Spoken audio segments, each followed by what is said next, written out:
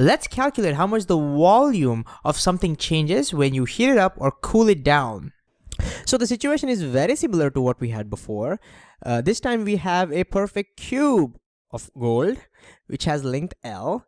At temperature T, we heat it up and the whole thing expands. Temperature increases by delta T, the length on all sides increase by delta L, and we need to calculate what is the change in the volume. Again, we know how to calculate changes in length, so we need to connect volume and length. Now is the great time to pause the video and try to derive this yourself.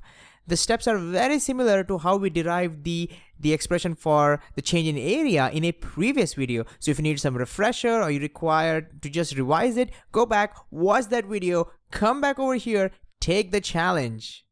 All right, let's do it. What is the connection between volume and length? How do you calculate volume of a cube?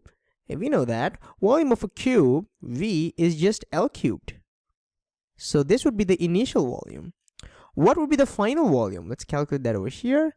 Final volume, V dash, well, that would be the new length cube. The new length is L plus delta L, the whole cubed. So the change in the volume, delta V, that's going to be the final volume, which is this number, L plus delta L, the whole cubed, minus L cubed, minus initial volume, L cubed. Well, more algebra. So just cube this whole thing. All right, so we need to remember what is A plus B whole cube formula. A plus B whole cube is A cubed plus B cubed plus 3A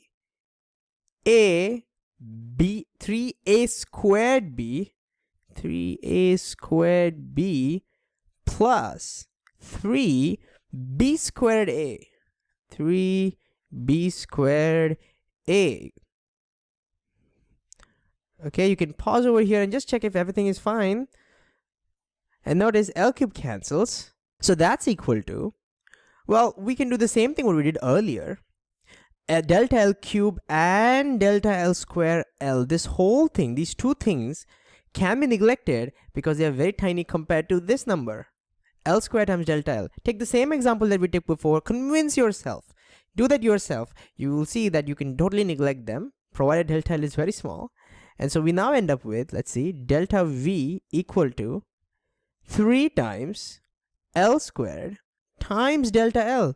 What is delta L? Ooh, we know that. That is alpha L. That's over here. Very similar to what we did before. Alpha L times delta T. Times delta T. And so that gives us, let's see, one last step. You have 3 alpha L. 3 alpha L times L cubed. L cubed is the initial volume. Initial volume times delta T.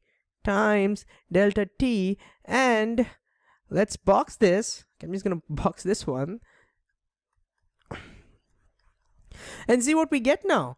We get a very similar expression like we did before. Delta V equals some number times original volume times delta T. So any guesses? What do we call this number as?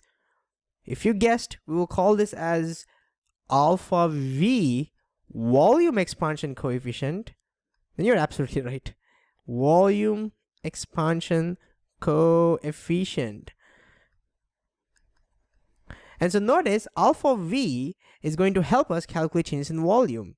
And alpha V is 3 times alpha L, just like how alpha A is 2 times alpha L. Now you may wonder that we derive these expressions for delta A and delta V for very simple shapes like squares and cubes, but do they work in general? The answer is yes, they do. And it would be a great exercise to try and derive it for some other shapes, like say a rectangle, or maybe a circle, or maybe a sphere or a cylinder, and see that you get exactly the same result. But whatever the shape may be, as long as the expansions are small enough, we will see that these expressions hold true. One last thing we will do is quickly take a look at a table which has the values of alpha L and alpha V for some materials. So here it is. Take a look at the values of alpha V and alpha L of different materials, and you can pretty much see alpha V is 3 times alpha L.